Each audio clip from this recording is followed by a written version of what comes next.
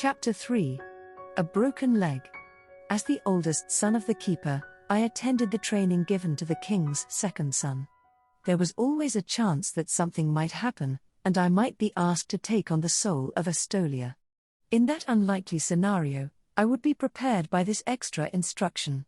My prayers were fervent that I might never have to utilize any of the things that I learned. I could not understand why any Estolian would be envious of king or keeper. My father's devotion to Estolia, and the time he spent in his role as keeper was more than I could personally sacrifice. I did not wish to face long hours apart from my Kali. Antiochus Caderin Zacharian, inscrito. The man in the wheelchair turned and said something to the woman in their native language. She responded in the same language, and then dashed across to a saddled horse with a blood-red coat.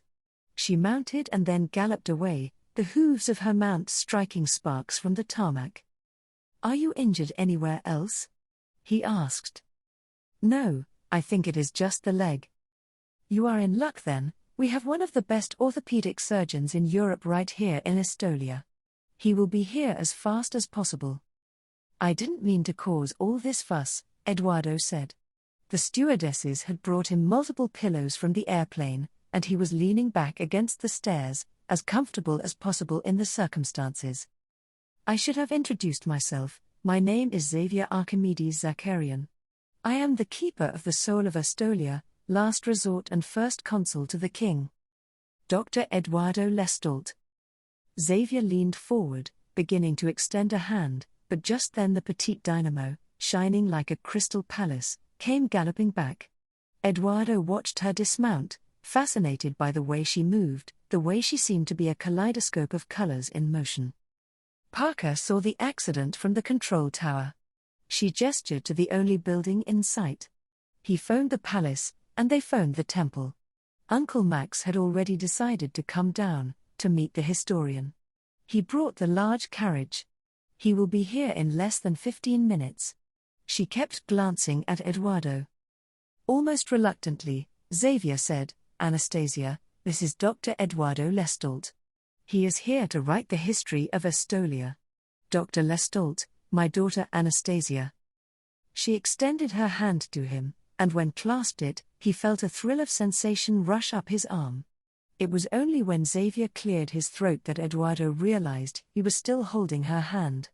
He released it and then looked at his hand, wondering how so much warmth and peace could be generated by the touch of one hand. After an awkward silence, he said, "I feel foolish. I've never broken anything in my life. I just wasn't prepared for the glare."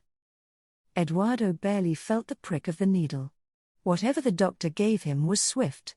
At Fresco University, the sister university to Collins, one of the psychology professors had taught a seminar to the other instructors about something she called mindfulness. A way of thinking about the sensory input that the brain was provided, and categorizing it as simple stimuli rather than something to be acted upon. He could hear her peculiarly deep speaking voice telling the attendees, pain is the one stimulus that is hard to discount. But, like sight, you can tune the sensation out, not allow it access. The result of this exercise can be, if you are open to it, the most liberating experience of your life. He recalled the lesson, where first the lecturer and then a volunteer allowed several fire ants to bite them.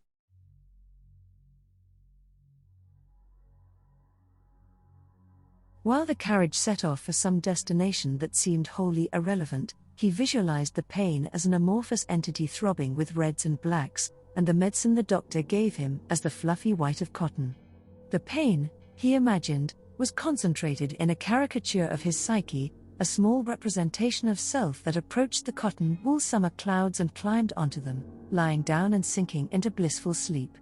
At the same time as the figment of his imagination drifted to sleep, the pain, anchored to the figment, was swept away into a dreamland of health and wholesomeness. As he watched the figment sleeping, the occasional tentacle of pain would ripple under the surface of the cotton wool bed, but it remained muted by the medicine and by Eduardo's control over pain as taught in that long-ago symposium.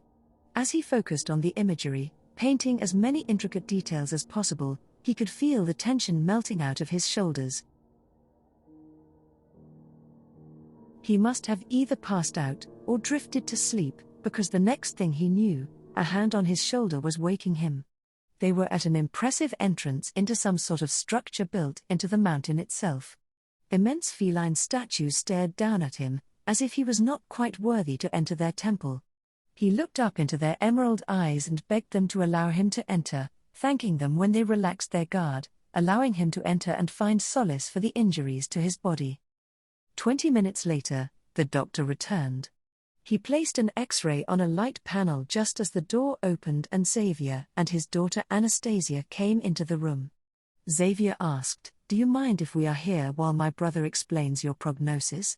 Whatever was in the injection given to him, Eduardo was grateful for it, and for the fact that it was still working. He looked at the doctor and the man in the wheelchair and asked, "Are you twins, or just brothers?" Xavier responded, "Twins." He wheeled slightly closer and said, "Which reminds me, I have not formally introduced you to."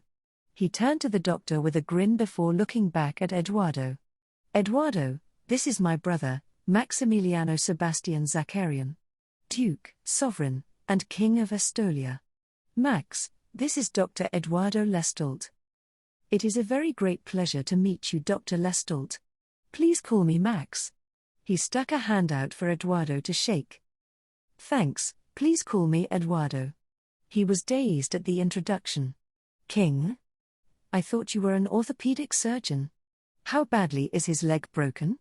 Anastasia interrupted their introductions to demand imperatively. The doctor responded to both questions. "I studied orthopedics in London, and practiced there for several years before it was time for me to take on my hereditary role. I do not often get the chance to practice my craft." He glanced at Anastasia for just a moment before he gestured towards the X-ray of Eduardo's leg. "You have a simple fracture of the fibula. It should heal without any sort of surgery. With luck, in 6 weeks you will be able to start walking, and within 3 months, you will have trouble remembering which leg you actually broke."